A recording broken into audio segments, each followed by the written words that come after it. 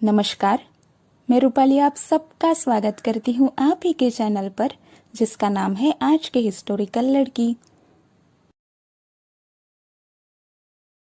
समर्थ रामदास दासबोध ग्रंथ के पहले दशक के तीसरे समास में कहते हैं, विश्व के समस्त लावण्य, सौंदर्य, श्रृंगार की शारदा देवी ही उत्पत्ति स्थान है और परब्रह्म रूपी सूर्य की प्रभा मतलब अभिन्न तेज भी वही है। अपने अचिंतनीय अर्थात जिसका चिंतन भी नहीं किया जा सकता, इतने अगणित शब्द शक्ति के सहायता से यह विश्वभास रूपी संसार मतलब संसार की मोह माया को नष्ट कर देती है। हमारे हर एक देवी देवताओं के स्वरूप, व्यक्तिमत्व, उनके आसपास की चीजों के बारे में गहन सोचने पर हमें बहुत कुछ सीखने को मिलता है। हम उन बातों को समझकर यदि अपने व्यक्तित्व में उतार ले तो हमें एक सुसंस्कृत व्यक्तित्व बनने में मदद मिल सकती है। शारदा देवी को ही सरस्वती देवी कहा जाता है। सरस्वती का शाब्दिक अर्थ है आत्मसार, अर्थात जो आत्मज्ञान के सार या मूल तत्व की ओर लेके जाती है। शारदा देवी को हमेशा सफेद शुभ्र वस्त्र परिधान किया हुआ दिखाया जाता है। यह सफेद शुभ्र वस्त्र शुद्ध ज्ञान के साथ परम सत्य को दर्शाता है। सफेद रंग शांति, स्वच्छता, स्पष्टता, विचारों की शुद्धता यानी नकारात्मक विचारों को खुद से दूर रखने वाले, साहस, सादगी, नए विचारों का स्वीकार करने वाले, धैर्यवान, विरक्त, वफादार, दिखावे को नापसंद करने वाले और अध्यात्म का प्रतिनिधित्व करता है।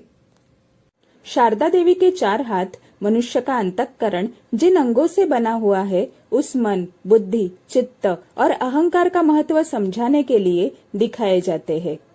शारदा देवी का हाथ अहंकार के महत्व को कैसे समझा सकता है? अहंकार तो बुरी चीज है। किसी भी मनुष्य में अहंकार नहीं होना चाहिए।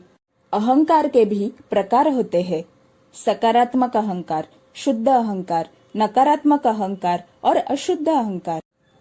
अहंकार के बारे में बात करते समय हमेशा नकारात्मक या अशुद्ध अहंकार के बारे में ही सोचते हैं, क्योंकि बहुत ही कम लोग होते हैं जो हर समय सकारात्मक अहंकार बनाए रखते हैं और उससे भी कम लोग होते हैं जो शुद्ध अहंकार तक पहुंच पाते हैं।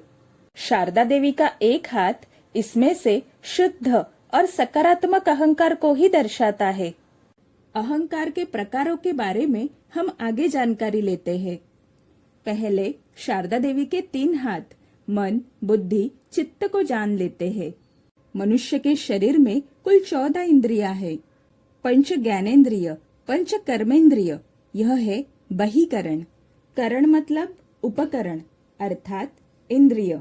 बहिकरण का अर्थ है बाह्य इंद्रिय और 4 अंतःकरण मतलब शरीर के अंदर के इंद्रिय, मन, बुद्धि, चित्त और अहंकार। सत्व, रज और तम, इन प्रकृति के 3 तत्वों से बुद्धि की निर्मिति होती है। बुद्धि के बाद अहंकार का निर्माण होता है। इसके बाद मन की निर्मिति होती है और चित्त या चेतना का निर्माण अलग से नहीं होता है, वह मन, बुद्धि और अहंकार से बनी है। मन का कार्य 5 ज्ञानेन्द्रिय या 5 कर्मेंद्रियों के माध्यम से जो चीज जैसी है वैसी ही देखना, सुनना या अनुभव करना है। यह बाह्य इंद्रिय मन को निर्देश देती है और मन उन निर्देशों को संयोजित करके बुद्धि तक पहुंचाता है। मन में अलग अलग भावनाएं उत्पन्न होती है। इच्छा शक्ति भी मन में ही उत्पन्न होती है। संकल्प और विकल्प करना भी मन का ही कार्य है। बुद्धि का कार्य मन द्वारा दिए गए सुझावों में से सही चीजों का चुनाव करना और गलत चीजों का त्याग करना है। सही क्या है और गलत क्या है, इसका निर्णय लेना मतलब विवेचन करना अर्थात एनालाइज करना। योग्य और अयोग्य का चयन करने के लिए उचित और अनुचित क्या है, यह विवेक बुद्धि जागृत होनी जरूरी होती है। यह विवेक बुद्धि जागृत रखने के लिए चित्त या चेतना मदद करती है। चित्त का कार्य है हमारे यादों को संग्रहित रखना, मतलब हम जो कुछ भी देखते हैं, सुनते हैं या कार्य करते हैं, उसकी एक स्मृति मतलब डेटा हमारे चेतना में जाता है। इसलिए हमारे आगे के कार्य सरल हो जाते हैं। नहीं तो प्रतिदिन एक ही चीज बार बार सीखनी पड़ती। हमने जो पहले देखा है, सुना है, पढ़ा है या कार्य किया है वो हमें याद रहता है। इसलिए हमें बार बार वही चीज देखने की, सुनने की या पढ़ने की आवश्यकता नहीं होती है। हमारे साथ जो घटनाएं घटी हुई होती है वो हमें याद रहती है। उन घटनाओं में से निकलना कैसे है, जो दुर्घटनाएं होती है उससे बचना कैसे है, वो भी हमें याद रहता है। स्मृतियों के आधार पर हमारा वर्तमान और आगे का जीवन सरल हो जाता है। चित्त संस्कारों को उभारता है। चित्त में आत्मा के सारे संस्कार रहते हैं। चित्त मतलब चेतना और आत्मा क्या एक ही है? ग्रहों में सूर्य ग्रह को आत्मा का कारक ग्रह माना जाता है। सूरज की किरणें पृथ्वी पर पड़कर हर तरफ रोशनी फैलाती है।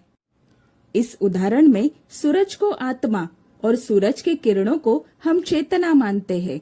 जिस प्रकार सूरज की किरणों को सूरज से अलग नहीं किया जा सकता, उसी प्रकार चेतना को आत्मा से अलग नहीं किया जा सकता।